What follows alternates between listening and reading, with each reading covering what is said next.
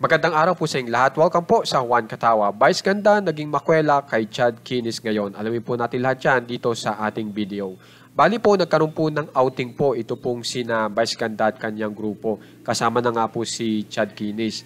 At meron po dito isang video na kung saan ay naging makwela po ang dalawa. So, panuorin po natin.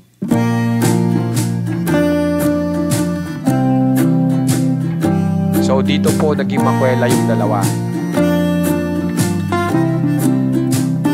So, yan po ang nagbibideo si Chad Kinis. Tapos, dahil sa mainit ang panahon, ipinahiram yung buhok po ni Chad Kinis kay Vice ganda. Kaso yan po ang ginawa ni Vice ganda sa buhok ni Chad Kinis. So, panuorin po natin ang mangyayari diyan. So, yan. Kinukuha na po ni Chad Kinis yung kanyang buhok. Pero sa halip tulungan ni Vice ganda yan, itinulak pa po. Pero makikita natin yung ginawa ni Vice ganda dyan sa tulong. So yan po ang ginawa ni Vice ganda. Tinulungan naman po si Chad Kinis.